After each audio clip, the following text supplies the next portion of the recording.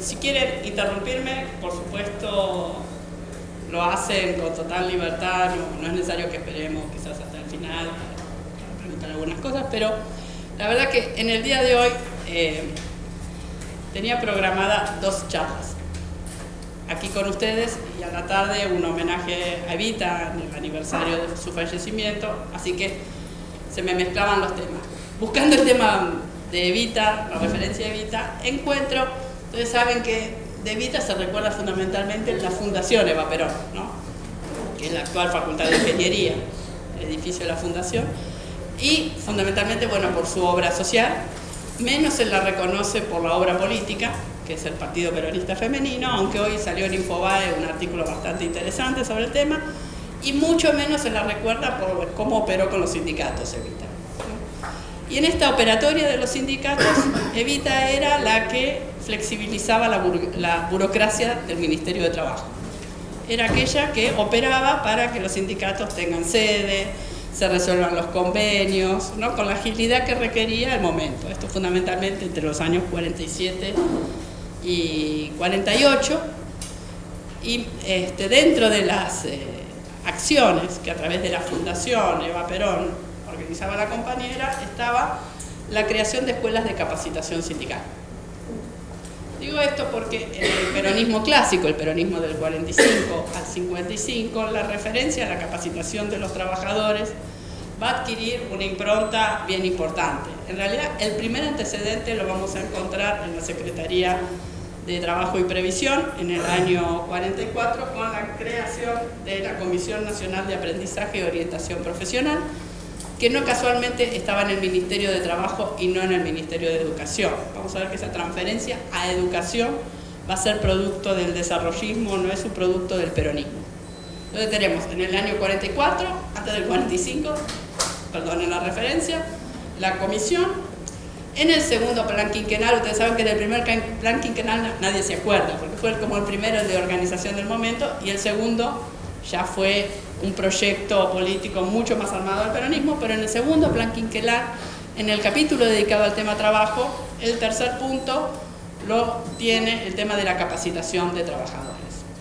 Y finalmente, para el 48, lo que tenemos es la creación de la Universidad Obrera Nacional, que cuando se educativiza termina siendo la Universidad Tecnológica Nacional. Pero hay una fuerte impronta, lo que me interesa pensar en este peronismo clásico, en este estado de bienestar argentino, es la necesidad que tenía el Estado Nacional de construir las calificaciones de la clase trabajadora, de construir de los campesinos a los trabajadores urbanos-industriales, ¿no? Y en esta operatoria estaban las referencias muy claras a eso y una activa participación sindical en el tema, que tenía que ver con un modelo, digamos, de estado de bienestar, hoy bastardeado con el nombre de populismo, en términos de un reconocimiento que ante las necesidades de la sociedad se necesitaban corporaciones que los representen agregadamente, colectivamente, frente al Estado. Y en estos los sindicatos eran un referente para el Estado peronista, de decir, bueno, con ellos vamos a construir la calificación que se requiere en la nueva clase trabajadora. Una clase migrante del interior a los centros urbanos, de los procesos rurales a los procesos más industriales. Entonces, aquí, más allá del tema del peronismo, digo esto para llevarlo en el caso de la Argentina, sí me interesa que pensemos el íntimo vínculo que hay entre Estado de Bienestar y sindicalismo. Tan íntimo es el vínculo que si me permiten, estoy como acelerada, ¿no? Si me permiten, voy a adelantar unos cuantos años más y me voy a ir a la década de los 80. Mi década favorita por un tema generacional, pero en esa década fue el comienzo del fin del modelo sindical. Lenta muerte, pero fue un golpe mortal que se le pega al sindicalismo de la mano de 2 referentes internacionales. Uno que era medio salame, pero era el presidente de Estados Unidos, que era Ronald Reagan. Y otra que no era nada salame, más odiada quizás también por ser mujer, que era Margaret Thatcher. Pero tanto Reagan como Thatcher derrotan a sus respectivos movimientos sindicales en su momento. Reagan con los controladores aéreos y Margaret Thatcher con los mineros. De ambos dos, lo que tenemos que tener en cuenta es que estas derrotas del movimiento sindical les permiten avanzar en lo que luego se va a conocer como el consenso de Washington. Es decir, recomendaciones para ir por el estado de bienestar. Derrotado el movimiento sindical, se avanza sobre el estado de bienestar y eso es lo que se va a conocer como el consenso de Washington. De Thatcher a mí me interesa rescatar dos pensamientos que son fuertísimos, que aún perduran y que todavía creo que no se le ha encontrado la buena forma de pegar, lo cual habla de que era más inteligente que Reagan, porque de Reagan, exceptuando de Star Wars, que era la guerra que había iniciado con la entonces Unión de Repúblicas Socialistas Soviéticas, no se le recuerda muchas frases famosas. Pero Thatcher dice, no hay alternativa, y esto es la frase neoliberal por excelencia, no hay alternativa. ¿Es esto o nada?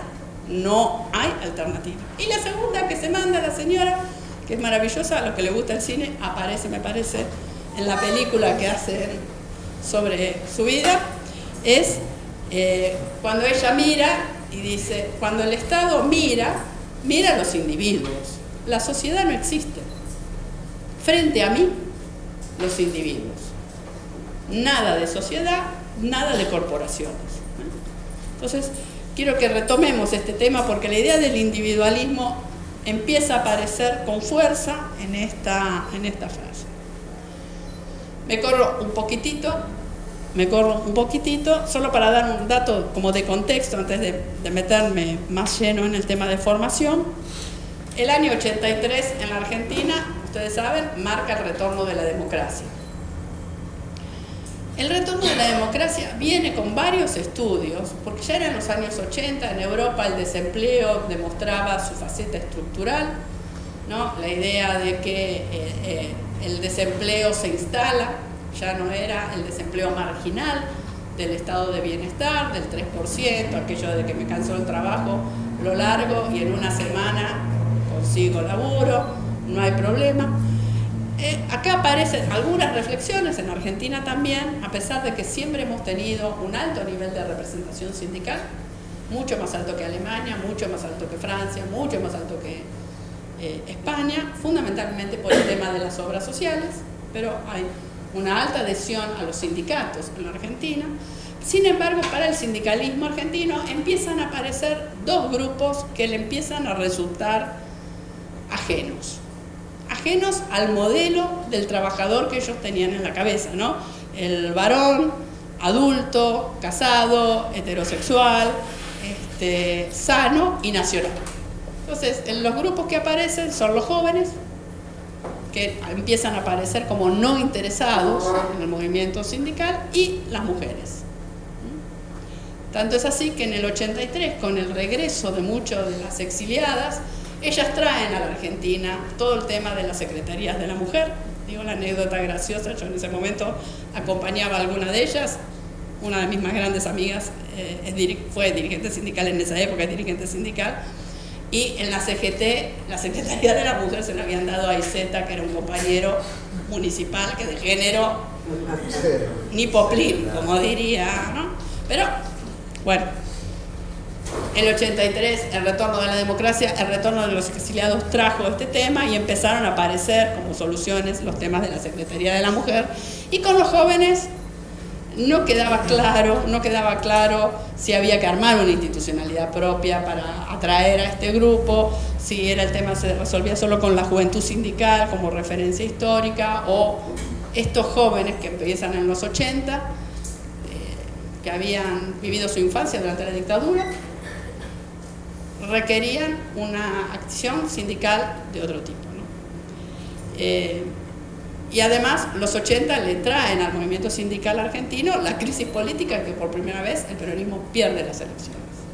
¿Sí? Yo me acuerdo el 30 de octubre del 83, estábamos con una amiga esperando que se abran las urnas del sur, mientras una marea de boinas blancas iba por la avenida Corrientes, ¿no? Ella quería salir a convencerlo de que en realidad habíamos ganado las elecciones, A mí me pareció prudente decir, guardemos un poquito porque me parece que esta la perdimos, así que de esa yo siempre recuerdo, yo he sido funcionaria del Ministerio de Trabajo, haberle dicho alguna vez a Tomada, mire, de Alfonsín, yo lo que me acuerdo es de la ley Musi. Fue el único ministro de Trabajo del que me acuerdo, aparte de Perón, yo llegaba a Musi, porque Musi fue el primero que va por una ley antisindical, ¿no? Contra el modelo sindical. Entonces, los 90 traen la expresión del consenso de Washington en los países de Latinoamérica, ¿no? Entonces, si ustedes me preguntan, recuerden a Thatcher y Reagan, porque ellos son los papás de los 90, del menemato en la Argentina, ¿no? Entonces, los 90 es la expresión del Estado neoliberal, donde aparece nuevamente una referencia no a lo colectivo, sino al individuo, que tiene que aprender a entender las señales del mercado de trabajo para conseguir empleo. Si uno piensa bien la diferencia grande que hay entre el estado de bienestar keynesiano, peronista, llámenlo como quieran, populismo, y el estado neoliberal, es que para el estado keynesiano el desempleo, la crisis es parte de la estructura económica. Las economías suben y bajan, ¿sí? Y cuando bajan, el Estado interviene para sostener el empleo, para transferir fondos, para que la gente consuma. Con el consumo crece la industria, crece la producción y se vuelve a integrar en el círculo virtuoso, ¿no? El Estado neoliberal dice no. Esas formas colectivas, ¿se acuerdan de Thatcher? Esas formas colectivas que distribuyen fondos de cualquier forma no llegan a quienes más los necesitan. Hay que hacer políticas focalizadas. Entonces veamos, ¿quiénes necesitan formación? Digo formación porque la formación va a ser una herramienta muy importante para estas políticas, en tanto que no es la generación de empleo el objetivo del Estado neoliberal. Eso lo hace o no lo hace el mercado. Mientras que para el Estado keynesiano un objetivo de sus políticas macroeconómicas es la creación de empleo. En el centro de las políticas nosotros tuvimos del 2003 al 2015 el empleo. Eso significaba que todos los ministerios tenían que apuntar a generar empleo. No solo el Ministerio de Trabajo. Todos los ministerios tenían que apuntar a generar empleo. Pero con la crisis de los 90 lo que aparece es otro modelo de Estado, la aplicación de las metodologías del consenso de Washington y su resultado, y con esto termino temas de historia, de contexto. Ustedes no sé si se acuerdan, lamentablemente, bueno, por suerte para ustedes eran jóvenes, pero el 2001 fue el estallido, ¿no? Digo, es un relato muy fuerte. Bueno, hoy con el tema de Mercado Libre a mí me causa gracia que la gente no reaccione, pero el trueque era la falta de moneda. El trueque era, yo recuerdo llevar a mi hijo a la escuela y en la puerta una mamá que era odontóloga cambiaba el arreglo de la muela por el arreglo de la cocina. Y en los barrios del conurbano, digo, si tenía familiares, y a las 2 o 3 de la tarde las mujeres salían y llevaban paquetes donde iban a vender desde la pasta frola que hacían, el pollo o el matambre, a cambio de, ¿no?, de cualquier cosa. El trueque era eso. En el 2001 fue la crisis total, ¿no?, de todas las instituciones. Y la expresión clara del que se vayan todos, como contrapartida, ¿no? Ahí hay un tema que me parece que hay que tener muy, muy en cuenta. Del 2003 al 2015, digo, yo no me hago la salame, digo, Duhalde estableció elementos y Lavagna estableció elementos para que luego en 2003 se pudiesen orientar las políticas con un poco a favor de la globalización y del viento de cola. No hubo milagro alemán, que tampoco hubo milagro alemán. El milagro alemán eran los yanquis poniendo plata para evitar que los soviéticos avancen sobre el continente europeo, ¿no? Entonces el estado de bienestar, fíjense, es interesante, el estado de bienestar necesitaba del comunismo, porque el estado de bienestar era barrera socialdemócrata contra el avance del comunismo. ¿Sí? Caído el comunismo, ya no se necesita el estado de bienestar, ¿no? Yo no sé si fue solo efecto de Chernobyl, pero el 89 cae el muro y con el muro parece el fin de la historia.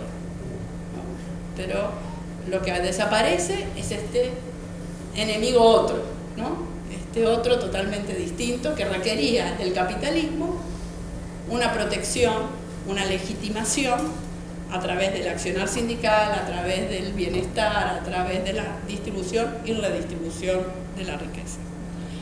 Para el 2003-2015, así muy rápido, lo que vemos es una recuperación del rol del Estado, no solo en Argentina, sino casi toda América Latina. Una disminución, fíjense, ¿no? La primera década del siglo XXI se va a recordar como la época que Latinoamérica demuestra que puede disminuir la desigualdad. Y cuando el Banco Mundial la mira con crítica, dice sí, bajaron la desigualdad, pero ¿saben qué? No la volvieron sustentable. Entonces ahora nos van a obligar a ajustar. Y que vuelva la desigualdad. Pero en el año 2003 se recupera el rol del Estado con esta idea de vuelta muy keynesiana de el empleo en el centro de las políticas. Y el empleo en el centro de las políticas significa la formación de los trabajadores como instrumento para las políticas de empleo. ¿Por qué? Por varias razones. Porque no es que la gente en Argentina no aprendió la cultura del trabajo porque los chicos se criaron en hogares donde los padres o las madres no trabajaban, sino porque trabajaban en el sector informal, en la changa. En Argentina no hay un seguro de desempleo como hubo en Europa de 2 años que te permitía estudiar o viajar o conocer, volver e insertarte laboralmente, ¿no? El seguro de desempleo en Argentina es una cosa muy marginal que afectaba solamente a quienes quedaban desocupados en el sector del empleo formal, no en el sector del mercado informal, que ahora vieron que llegamos casi al 49,1%. Entonces, el rol del Estado era mantener el empleo, y para mantener el empleo y que el mercado empiece a funcionar y que la mano de obra se reincorpore, que las maquinarias dejen de estar ociosas y que crezca el mercado interno y que crezca el consumo, bla, bla, bla, bla, bla, bla, bla, bla, bla, se necesitaba la formación de trabajadores. Para la formación de trabajadores, el Estado tenía en los sindicatos, a diferencia de en el sector empresario, esto nos diferencia notoriamente de América Latina, teníamos en los sindicatos, permítame que lo diga desde la función del Estado, aliados estratégicos. ¿Por qué aliados estratégicos? Porque los sindicatos estaban interesados en formar a sus trabajadores y nosotros estábamos interesados en formar a aquellos que aún no eran trabajadores, en términos que estaban desocupados, trabajadores y trabajadoras, y que accedan a formas tecnológicas, a formas de conocimiento que no lo daba el sistema educativo tradicional. Porque además esto permitía generar la empleabilidad, generar empleo y la dinámica del mercado interno. Entonces, la formación profesional tiene aquí un factor externo. Esto también permitió un crecimiento sindical, ¿no? Vuelven a aumentar los niveles de afiliación, vuelven a aumentar los niveles de aporte en los sindicatos. Ahora bien, 2006, 2007, 2005, 2006, nosotros ya sabíamos que no solo había que formar a los que estaban afuera, sino que había que formar para la competitividad. Digo esto porque esta fue una deuda pendiente y ese es el gran tema sindical que se viene en este momento. Es un problema dejar los temas de competitividad y de productividad al empresariado que tenemos. Pero es un problema para los sindicatos, no es un problema para el empresariado. ¿Es un problema para la economía argentina? Sí. ¿Es un problema para la sociedad argentina? Sí.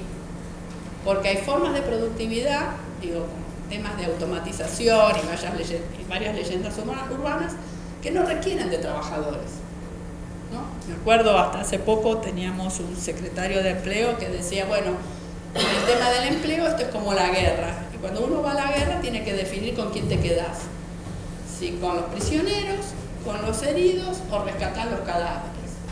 A los cadáveres no se los rescatan, a los heridos los dejas y vas por los prisioneros para ganar la guerra. Entonces, esto que se dice como una metáfora de muy deseo, la verdad que implica en términos de políticas sociales y políticas de formación que hay gente que está herida de muerte. ¿Entienden? Y aquí permítanme un reclamo generacional y un reclamo sindical. Las mujeres, a menos que nos operemos, es muy difícil dejar de ser mujeres. Créanme, todos dejamos de ser jóvenes. Todos dejamos de ser jóvenes. Y hay temas de la formación que lo que en un momento era pensado como un derecho, en el plan quinquenal, ¿no?, en la Comisión Nacional de Aprendizaje y Orientación Profesional, acá es un deber. Y el que no sigue este deber queda afuera. Y queda afuera por responsabilidad individual. ¿Entienden? Que ganó Thatcher. ¿Entienden? Que ganó Thatcher. ¿No? No podés seguir, no sabés manejar el celular. Hoy ustedes hablaban contigo y le decían el manejo del celular. O algún alumno que nos comentó en algún momento, mira, a mí nadie me enseñó a manejar el celular. O la leyenda urbana de moda, ¿no? Los millennials, los centennials. ¿No? ¿Los millennials existen? Sí, claro, pero viven en Barrio Norte, ¿saben? Sí, claro, los que pueden elegir qué hacer de su vida. ¿Hay? Sí. Pero en La Matanza no, ¿eh? No, González Catán no. Villa Luzuriaga tampoco. Quitilipichaco no. ¿Entienden? La globalización es para que elijan la orientación vocacional, estudiar lo que a mí me gusta. Si tengo papá y mamá que me banquen. Sí, si tengo papá y mamá que me banquen, sí. Si no, lo que haya, ¿no? Ahí es el tema de que puedo estudiar la carrera que me guste, pero después el certificado, exceptando de que es un título universitario, no me sirve para ingresar en la carrera que me guste, exceptando quizás en medicina. Entonces ahí hay como problemas que son estructurales de este momento.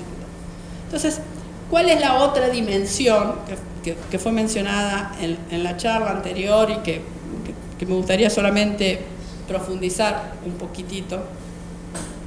Es que en este momento de desarrollo del capitalismo se combinan de manera sinérgica para el avance de este tipo de capitalismo, el capitalismo financiero, el de la economía digital, dos fenómenos que son distintos pero combinables. Por un lado, un proceso de innovación tecnológica, de tecnologías duras, que es dinámico. Mientras el fordismo fueron los 30 gloriosos, hoy la dinámica de innovación es para los sectores más retrasados 5 años. Pero para los sectores digitales los cambios van año tras año.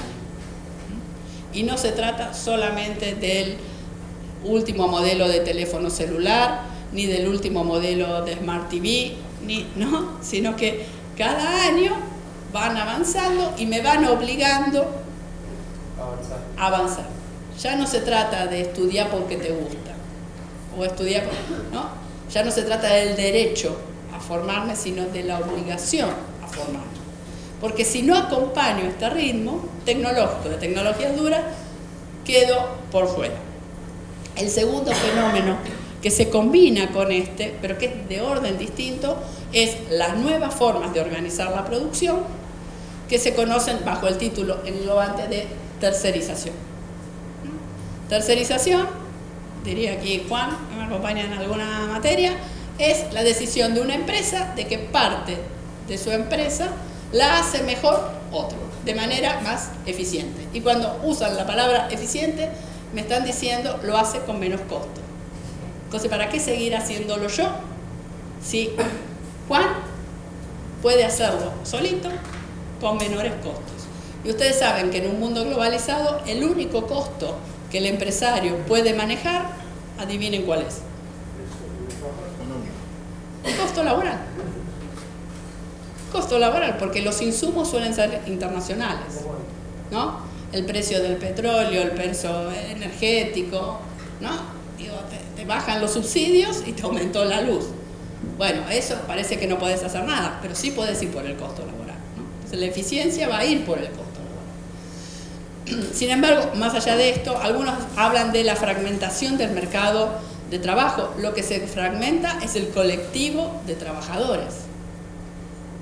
Aquí el sindicato de maestranza tiene que saberlo claramente. Los compañeros de maestranza trabajan en el Ministerio de Trabajo, en el de Desarrollo.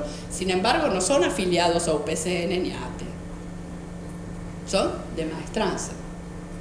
Antes sí, cuando eran parte del mismo. Pero en algún momento el Estado decidió, hay cosas, la seguridad se descentraliza, ¿no? El catering se descentraliza, la maestranza se descentraliza. Entonces no se fragmenta el mercado de trabajo, se fragmenta el colectivo de trabajadores.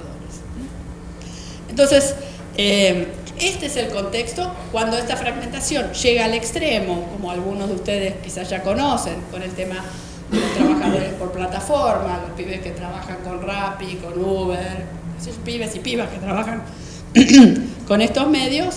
Bueno, ya no hay colectivo, hay un individuo. Soy yo, mi celular, y la patronal es plataforma. La plataforma, yo no. Entonces no soy un trabajador. Con suerte soy un monotributista. Con suerte. Con suerte. Sí. Y fíjense, quiero que, si quieren jugar a este juego, se tienen que aprender de memoria esta frase porque es la única que nos va a salvar. Cambia la composición técnica de la clase trabajadora e impacta en la representación sindical. Cuando la clase trabajadora se basaba en el oficio, la representación sindical se llamaba gremio. ¿Entienden? Oficio, gremio. Cuando aparece la industrialización con el taylorismo, fordismo, los trabajadores especializados eran representados por los sindicatos. Cuando esa forma empieza a ser cuestionada, y acá vuelvan a los 80, porque en los 80 el modelo productivo que gana es el modelo japonés, que plantea un sindicalismo no por, acá la gramática hay que tenerle cuidado, sino de empresa. Tan de empresa que para ser gerente de la Toyota había que pasar por el sindicato de la Toyota. Porque el compromiso de estabilidad en el empleo estaba garantizado por un sindicato que aceptaba, si a todos nos va bien, hay aumento salarial para todos, pero si baja, baja. Estar todos en el mismo bote significa que puede ser el Queen Mary o el Titanic. Ustedes elijan. Sepamos algo. Los trabajadores del Titanic estaban en la tercera clase. ¿No era el capitán? No, no eran primera. No eran primera. Yo trabajo en el Parque de San Martín. La semana pasada hubo eventos con máxima seguridad y nosotros trabajamos y la gente del ministerio no. Claro. Nosotros somos una tercera clase, podemos ir, si ponen una bomba, no importa. Pero los trabajadores no, los del ministerio no. Ni Cancillería ni Palacio trabajó la gente que depende del ministerio. Bueno, ahí tenés una fragmentación del colectivo. Digo esto porque esta fragmentación del colectivo hay que pensarla con mucha atención, porque cuando ahora sí, perdonen, me excedo, uno se mete en el tema de la formación profesional, el discurso actual de la formación profesional es un discurso hegemónico del lado patronal. Es cierto que los sindicatos en Argentina tienen instituciones de formación profesional maravillosas, pero el discurso hegemónico es patronal. ¿Sí? La formación permanente puede ser un regalo de los dioses o puede ser la caja de Pandora. Porque el discurso empresarial se da cuenta que en los temas de formación, en los 80, lo que descubrieron es que por primera vez le iban a disputar algo que en el modelo sindical taylorista, fordista, no necesitaban disputarle. El modelo sindical taylorista, fordista era clásico. Inflación, más incremento de Productividad, aumento salarial. El salario, el 50-50, el reparto de la riqueza. A cambio de eso, los sindicatos se comprometían a dos cosas. Vamos a ir por estos aumentos, vamos a ir por el salario de los trabajadores, pero una vez que negociamos, disciplinamos. Una vez que negociamos, disciplinamos. Ya está, se terminó la paritaria, vamos todos a trabajar. Y vamos a aceptar las formas de organización del trabajo de las empresas, porque ese es un tema de las empresas. La formación de los trabajadores, ese es un tema de las empresas. Ahí no hay nada del campo sindical, porque el campo sindical se produce casi automáticamente con la estabilidad en el empleo y con el empleo donde hay alta concentración de trabajadores y trabajadoras en grandes instituciones empresariales. 5.000 tipos y tipas entrando a las 5 de la mañana hasta las 3 de la tarde, 8 horas durante toda su vida laboral, bueno, eso es natural que iba a producir un accionar colectivo, un esquema de solidaridad y de identidad. Pero si yo ahora estoy fragmentando esa colectividad, y además, no solo la fragmento, sino que digo, ¿saben qué? La productividad y la competitividad está, y miren, es gracioso porque los CEOs son casi marxistas. Dice, lo único que agrega valor es el trabajo.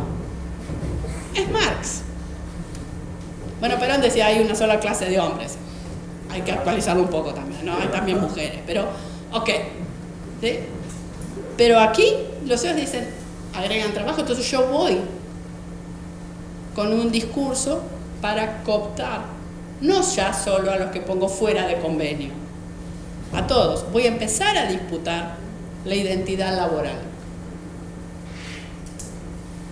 La identidad laboral que el sindicato abandonó porque creyó que era natural, que todos nacían peronistas, que todos nacían prosindicatos, que todos jugaban al fútbol, que todos comían asado, que todos iban de vacaciones a los lugares del sindicato, que todos iban al sindicato naturalmente.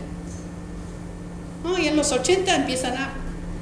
En el 2003 volvemos a crecer y parece que no, y sin embargo en este momento ese campo de disputa está absolutamente ganado por el sector empresarial, que nos habla, no sé si ustedes escucharon hablar de una cosa que se llaman las habilidades socioemocionales. ¿Nunca les hablaron de las habilidades socioemocionales? ¿No? Inteligencia emocional, sí. Ay, de inteligencia emocional, habilidad socioemocional, la importancia que ahora en una sociedad que se piensa más de servicios, todos los elementos más afectivos, por ejemplo, la tolerancia a la frustración. Hay que tener mucha tolerancia a la frustración cuando te bajan el sueldo. Sí, claro. ¿Te enojas? Bueno, ven, ahí tienen un tema de género que las mujeres le podemos enseñar. Cuando nos enojamos somos locas. Cuando los trabajadores se enojan también. Bienvenidos a los temas de género. Bueno, se vio claramente con el reclamo de los pilotos y los medios de comunicación, fogoneando la idea de que reclaman por privilegios y no por derechos. Por supuesto. O sea, que el reclamo en realidad... Es un privilegio. Claro, es para no perder privilegios y que no están reclamando, digamos, un derecho. Privilegios que afectan a otros que no saben que o no creen que son trabajadores o trabajadoras, pero sí saben que son consumidores o consumidoras, ¿no? Entonces también ahí en la sociedad, a lo Margaret Thatcher estaría feliz, porque ahí el consumidor es el individuo frente al Estado. El individuo que tiene lo que merece por sí solo, porque es un individuo meritocrático. No, el que se mata laburando todo el día y no hay sindicato que venga a regalarle nada y no hay Estado que venga a regalarle nada, porque el Estado que regala es un Estado planero, populista, ¿sí? Porque el que no trabaja en este país es porque no quiere trabajar, porque no se lo merece, porque algo habrá hecho. Entonces, entienden que hay un discurso muy fuerte bajo el nombre de habilidades socioemocionales, que lo que tiene como secreto no es el tema de la formación, porque el problema de la habilidad socioemocional viene de dos campos que no son comunes, que es el de las neurociencias y el de la psicología. El de la psicología porque me permite medir. Te tomo un test y veo si tenés síndrome de atención dispersa, veo tu coeficiente intelectual, te mido el Rorschach y veo tus afectos, ¿sí? Mido. ¿Entienden? Mido. Y neurociencia porque saben que ¿a quién de ustedes le gusta jugar al fútbol? Pero saben, ustedes no son Maradona. Yo creo que no. No estarían acá. No estarían acá. No estarían acá. No lo veo. En la 2. En la 2. Pero en Maradona lo que hay es el tipo ágil. Como en Picasso. Sí, yo tengo amigas que pintan. Algunas habría que sacarle el pincel, ¿eh? Reconozco que ahora, entre mis amigas y Picasso. Pero la habilidad es eso. Es el individuo meritocrático. No necesita formarse. Para la empresa lo único que necesita es identificarlo, ¿sí? E incorporarlo. El problema para la empresa es mantenerlo, porque como exacerbó el discurso del millennial y del individuo meritocrático, y que lo encontraba afuera en la naturaleza de las personas, y no había compromiso de la empresa por formarlo, eso fue de los 80, ¿sí? El problema es retenerlo. Entonces hoy día aparece algún discurso, no es nuevo, sobre lo que se llama el salario emocional. Ustedes me podrán decir, che, Mónica, es la huevada del incentivo. No, che, Mónica, no es la huevada del incentivo.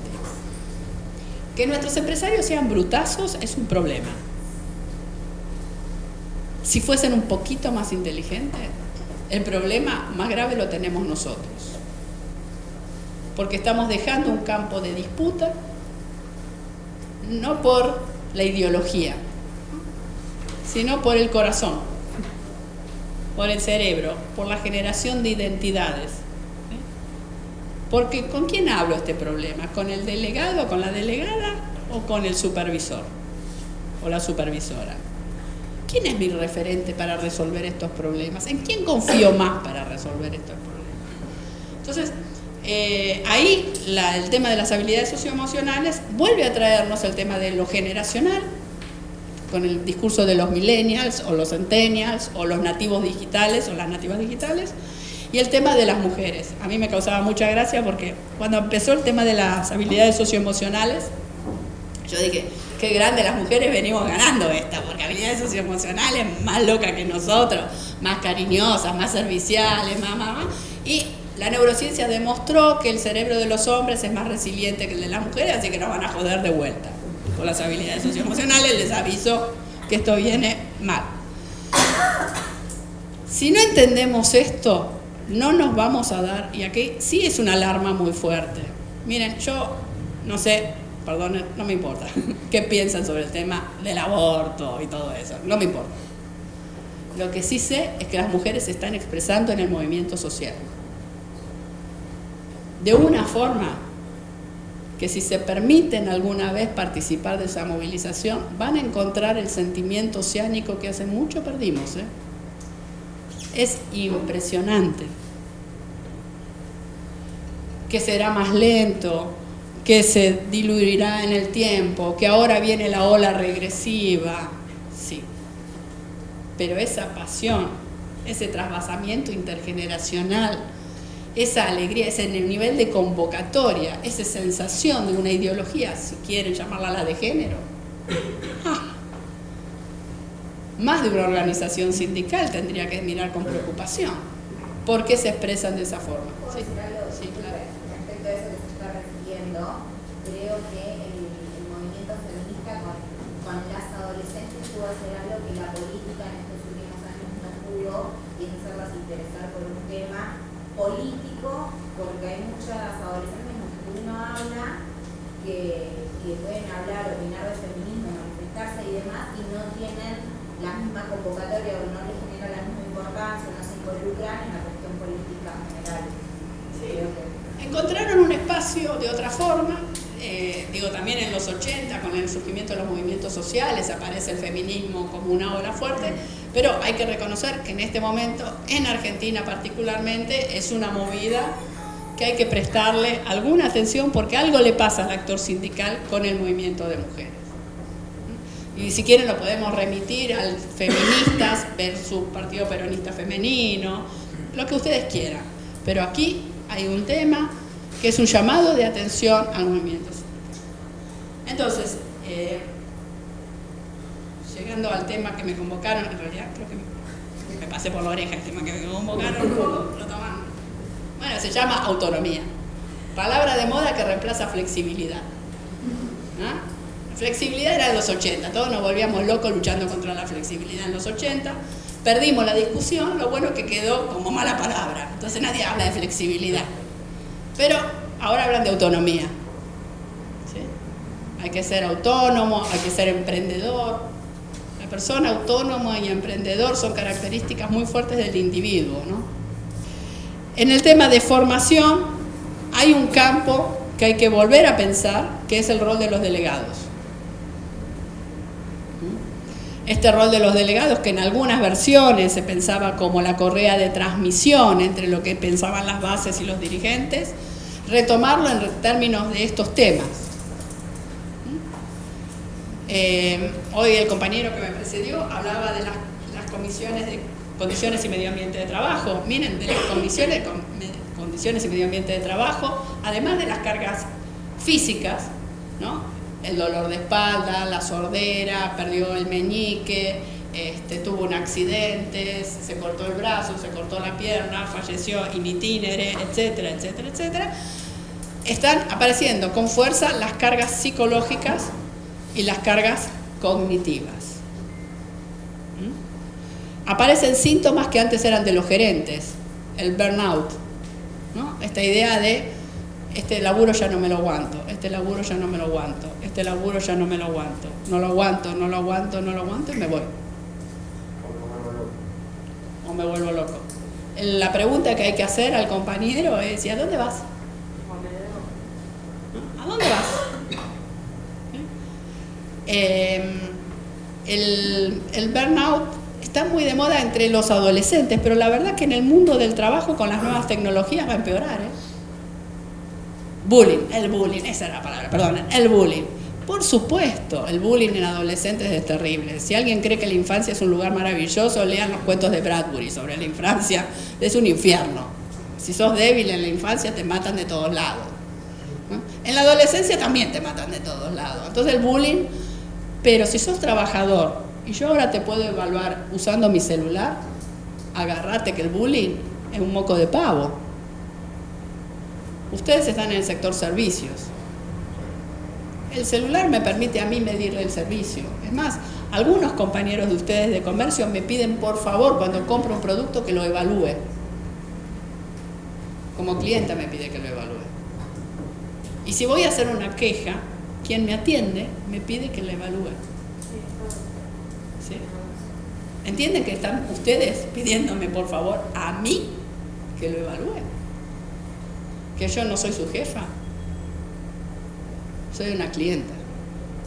Me acuerdo algunos compañeros del SAT querían establecer una ley donde iban a meter presos a los consumidores que insultaban a los trabajadores del SAT que atienden por cablevisión y qué sé yo. Y yo lo miraba y le decía, miren muchachos, me parece que están un poco equivocados, esa no es. Por ahí hay que ver cómo se está organizando, cuáles son los indicadores de evaluación, por qué son 5 estrellitas las que se usan. Y aparte... O habría que liberar al que atiende a que diga lo que quiera. Entonces por lo menos tener la oportunidad de... No, que puede decir lo que quiera. El problema es que lo están grabando. Por eso. No, puede, el liberalismo te da la libertad de elegir. Vigilar y castigar. Sí.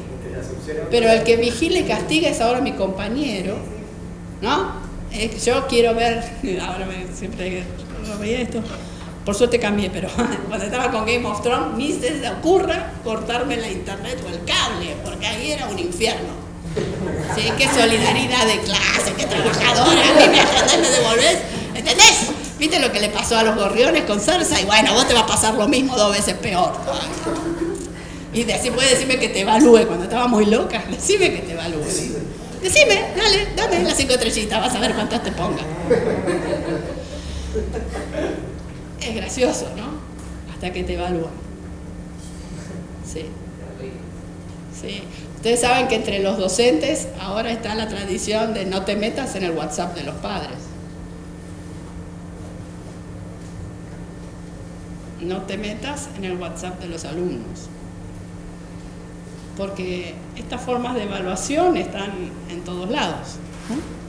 Entonces, ahí hay temas de las habilidades socioemocionales, son requeridas por eso. ¿Por qué se cree que es la tolerancia a la frustración? Porque ustedes tienen que hablar conmigo que estoy loca. Porque marqué el número 1, después puse mi DNI, después me pasó al número 3, después me pasó al número 4, después me puso la campanita porque el operador no, ya está, agarré al operador. Y resulta que el problema que yo tengo me dice, no, eso lo tiene que hablar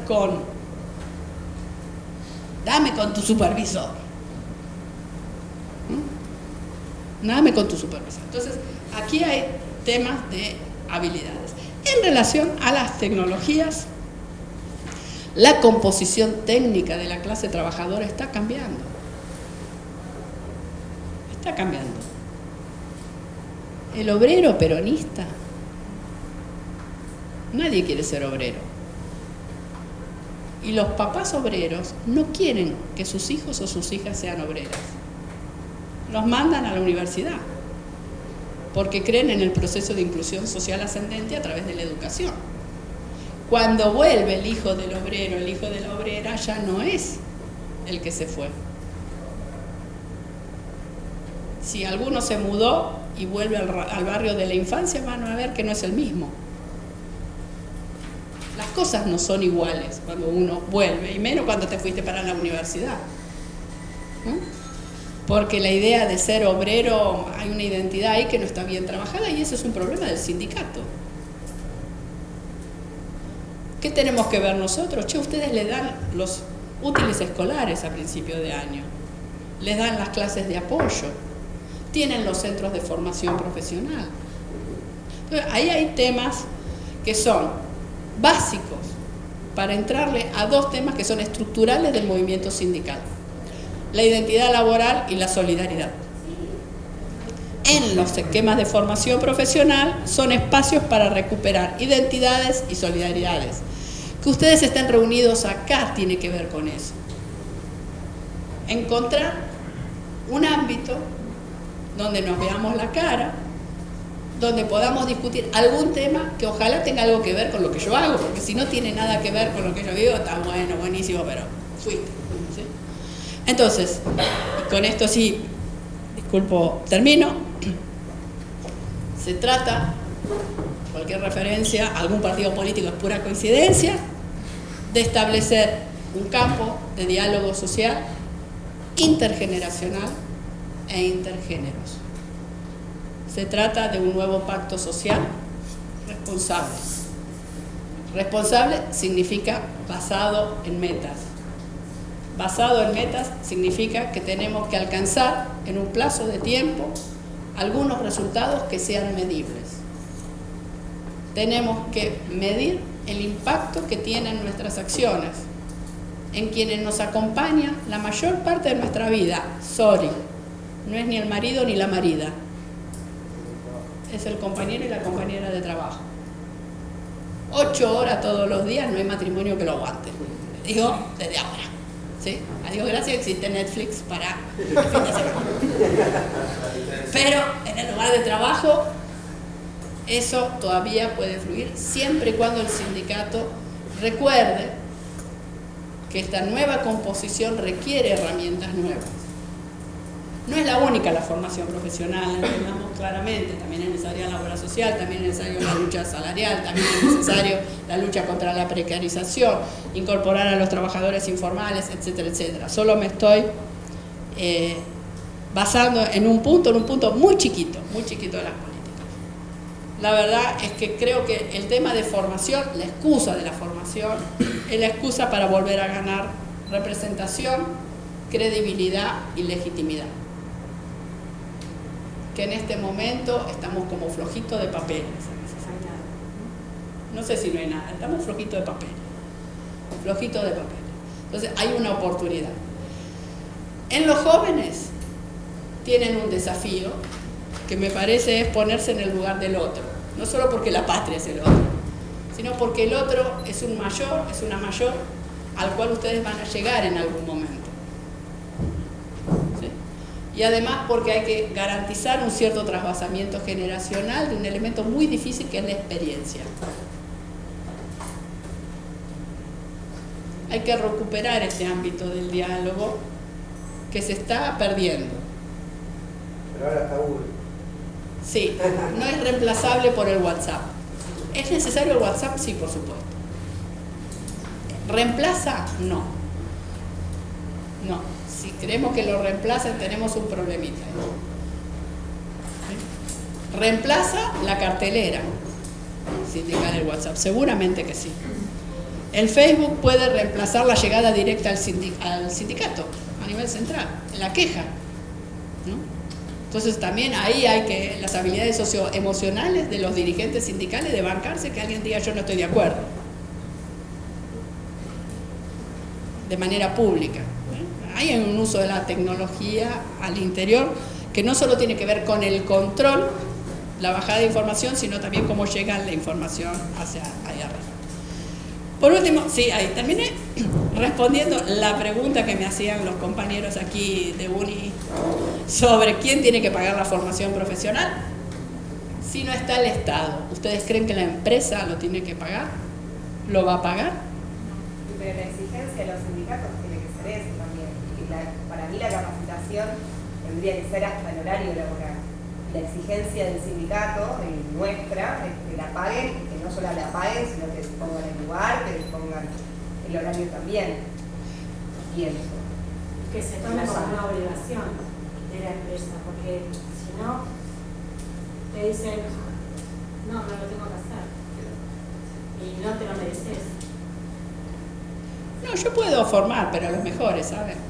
Bueno, mejor No, bueno, pero por eso digo, la exigencia del sindicato para mí tendría que ser poner justamente pautas. Es decir, la empresa no puede decir a quién le va a dar, tiene que darle a todos, o a todo el sector, o no sé, pienso que nosotros tenemos la espalda al menos, como para marcar, y esto también que decías vos, ¿no? El estar en el puesto laboral y marcar también con los mismos compañeros, tratar de reflexionar y abrir a un debate crítico, no imponiendo nuestro pensamiento como la verdad absoluta, sino para que haya un ida y vuelta y que los compañeros mismos también noten y exijan también, porque ese es nuestro poder, a la empresa esto, que no sea solo un pedido de sindicato como los delegados, a veces son 30 contra 3.000 trabajadores y contra la empresa misma, y este discurso que bien decías vos, que realmente el discurso empresarial y burocrático es muy fuerte, pero si están todos los días con los compañeros y uno detecta las problemáticas que tienen y haces debates y demás, me parece que tenemos la espalda para exigirlo.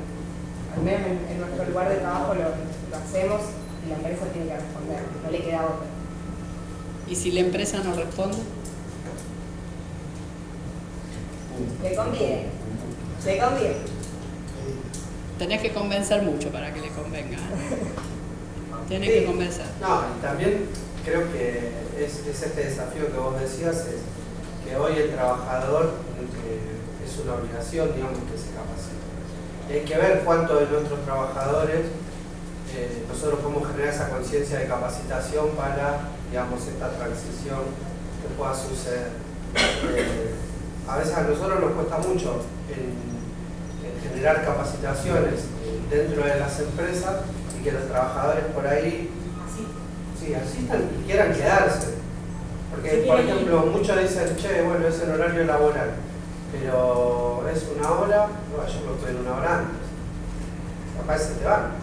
Sí, hay que trabajar mucho el tema de conciencia de clase ahí. Una forma también, pienso yo, en el aire de trabajar con esta temática también es, bueno, lo dice acá, digamos, los 13 puntos que pueden ser entendidos, digamos, como contrarreforma laboral a la reforma laboral, digamos, que quiere implementar el macrismo en caso de que se quede 4 años, que es institucionalizar el diálogo entre trabajadores, empresa, Ministerio de Trabajo, es decir, que sea tripartito, y ahí sí la empresa tiene menos herramientas para decir no lo quiero hacer, digamos. O sea, se me ocurre, digamos, en el aire. Sí, aparte de esa manera se podría lograr un control más efectivo sobre los contenidos, hacia el dónde, por qué, cómo, o sea, digamos, las preguntas que si no quedan reservadas solamente se las persona trans. O sea, establece ella, digamos, cuáles son los contenidos que le da, en qué hay que contar, a quiénes, cómo, de qué manera. Entiendo que de esa manera que dice que está en los 13 puntos se podría, digamos, tener a los tres actores fundamentales en un mismo lugar. Igual también hay un problema que nosotros como jóvenes trabajadores también hay que pensar que, no sé, por ejemplo, los niveles de desempleo en la juventud duplican a la tasa de desempleo general, más en las mujeres. Entonces no solamente hay que pensar en la formación profesional para aquellos que están trabajando, sino también cómo vamos a formar a los jóvenes que hoy en día no se están pudiendo insertar. Y ahí el tema de quién la paga también es una discusión, porque si el empresario no quiere pagar la formación de la persona que trabaja, obviamente menos va a querer pagar algo que no tiene por qué pagarlo desde su punto de vista. Entonces también ahí hay una discusión. Me acuerdo que cuando en la actividad anterior, la compañera que vino de IG Metal de Alemania, hablaba de un sistema de formación profesional que era bastante interesante, que era que las empresas, por lo menos por lo que entendí en el sector metalúrgico en Alemania, estaban obligadas a, por lo menos creo que era un periodo de un año, dar formación para jóvenes en esos puestos de trabajo, por más que después de esos jóvenes no sigan trabajando en esa empresa o ya se vayan a trabajar a otro lado. Pero bueno, me parece que hay que poner también la discusión no solamente en los compañeros nuestros que están trabajando hoy en día, sino también en aquellos jóvenes varones y particularmente mujeres que no están insertándose en el mundo del trabajo, de qué manera los formamos. Una pregunta. Vos mencionaste que la composición técnica de los sindicatos modificaba la institución, el modo de institución. La composición técnica de la clase obrera modificaba la institucionalidad, ¿no? Impactaba, perdón. Cuando eran trabajadores de oficios en el gremio, en la época fordista surgió el sindicato y ahora estamos construyendo una nueva identidad. Hay un tema que se negocia a nivel de empresa. ¿Significa el sindicato de empresa? No, quizás el sindicato por empresa. Por ahí significa una coordinación entre lo que pasa en la empresa y luego el nivel sectorial. Pero hay cosas. Las categorías no cambian a nivel de la negociación colectiva, están cambiando a nivel de lo que están negociando por empresa. ¿Sí? Con actas, con arreglos, pero son por empresa. También hay sectoriales en otros casos. En otros, por supuesto, pero hay que buscar esta transmisión entre la empresa, ¿no? Digo, al sector automotriz.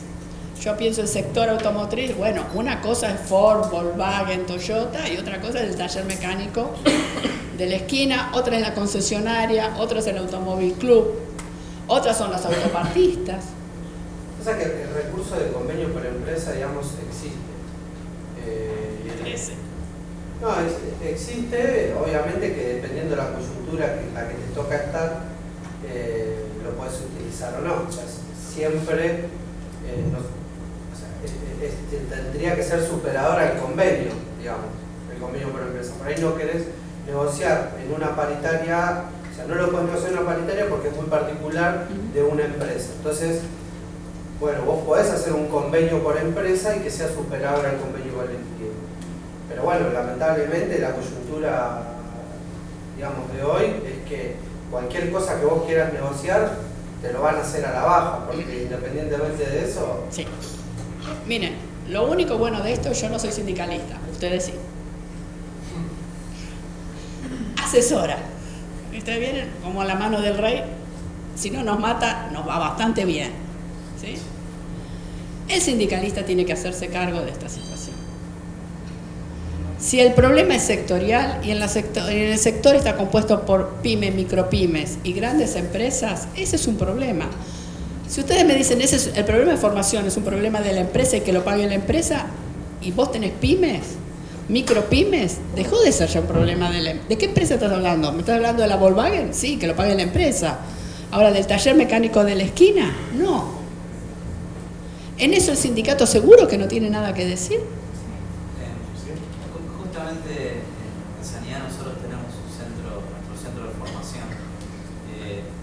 Lo que podemos ver más allá de que la discusión anteriormente era la que teníamos con el gobierno de la Ciudad de Buenos Aires, en este caso con el tema de enfermería, sobre si la licenciatura por enfermería tiene que ser una carrera universitaria o si puede ser una carrera vocacional. La carrera profesional. Yo Claro. me acabo de recibir de enfermera y voy a ser técnica. No voy a ser enfermera profesional como se tiene que ser. Claro. Somos enfermeras y estamos Claro, trabajando tendrías una con tecnicatura pacientes.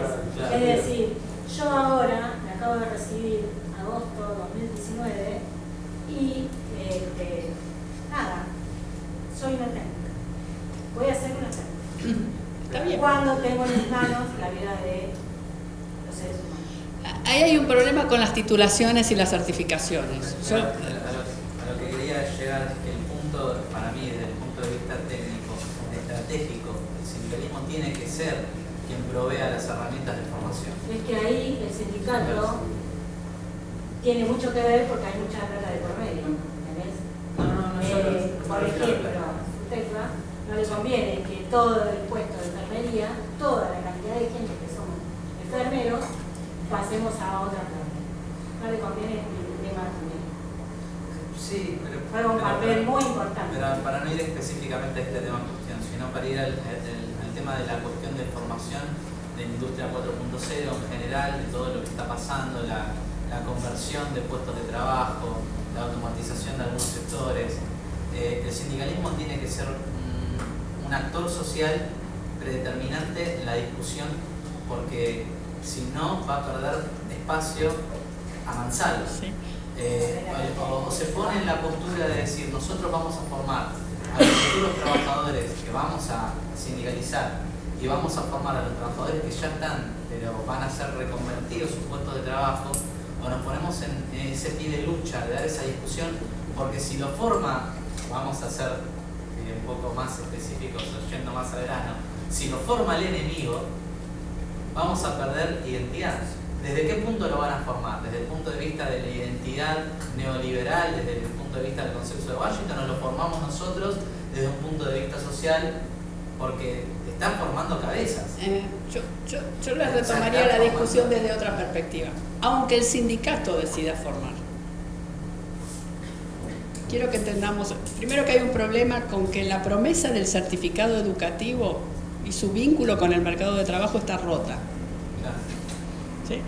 Pueden ser licenciados, doctores, ingenieros y trabajar de mozo, de administrativo, de magíster, doctores, vale lo mismo, vale lo mismo. ¿Sí? Ahí hay una ruptura de la promesa del certificado. El certificado no es la categoría. ¿Sí? Entonces ahí hay un problema. Pero además hay otro problema con esta idea de los itinerarios formativos, laborales, la inclusión social ascendente, en términos de la identidad laboral. Por eso es un tema que el sindicato tiene que discutirlo muy profundamente. Yo conozco el ejemplo de los trabajadores de Luz y Fuerza, Córdoba. Me decía, mira, Mónica, nosotros acá tenemos un centro, una pensión, donde los compañeros que quieren mandar a sus hijos a la Universidad de Córdoba, los chicos pueden venir a vivir acá, tienen wifi, tienen lavarropa, pagaban en ese momento 100 pesos por mes, que ni 1000 pesos ahora, tienen un régimen, están divididos, bueno, por piso, qué sé yo, pero vienen acá, y eso es el sindicato. Ahora, una vez que el pibe se recibe de médico, ya no es del sindicato de Luz y Fuerza, y no entiende que tuvo que ver el sindicato de Luz y Fuerza con eso. Una vez que el obrero de la automotriz se recibe de ingeniero automotriz, una vez que la enfermera se recibe de licenciada de enfermería, se olvida del auxiliar de enfermería, ¿no? O de la técnica en enfermería, que cree que es el doctorado. Entonces, hay temas que hay que replantearlos desde la perspectiva sindical, porque lo que está en juego es la identidad laboral del que se forma, ya sea porque se forma y tiene éxito, ya sea porque no se forma. Porque estas identidades se están construyendo de otra forma. Igual es muy importante lo que decías hoy con respecto al ciudadano y el consumidor, porque esa conciencia de clase de ese trabajador que accede a un ascenso social, no de clase, que ya se deja de reconocer como trabajador, también es un problema. Porque, a ver, cuando nosotros decimos, mi viejo es un laburante, todos imaginan un tipo de overol con un bolsito colgado, todos esperando el bote. Nadie imagina que el padre está sentado en una oficina, y ese también es un trabajador y es un laburante. O sea, el concepto por el cual nosotros decimos, ¿no? El laburante es el que labura bajo patrón, y así labure en un banco, sentado y ganando 200 lucas por mes, o labure en la maestranza, o la boca, no lo digo mal, lo digo... Él está en un sindicato serio, no como ustedes. ¿Cuánto ganan ustedes? 200 lucas. O sea, viajante que ganás 500 por mes, de verdad, no, de verdad, tengas que reconocerte como trabajador. O sea, vos sos un trabajador, si trabajas en relación de dependencia, en este caso, vas por una patronal. O sea, independientemente, sos un asalariado o sos un trabajador, sos un laburante. Ahora, el concepto y a lo que uno le remite, la palabra laburante, pareciera ser eso, como que está mal. Y lo que vos decías, por ahí, esto del meritócrata o del tipo que se ve como autónomo, como, o sea, exalta como que sos exitoso. O sea, decir, yo soy un emprendedor, pareciera ser que ya superaste todo, digamos, que sos un tipo que le fue bien. El emprendedor es el empresario de su vida. Exacto.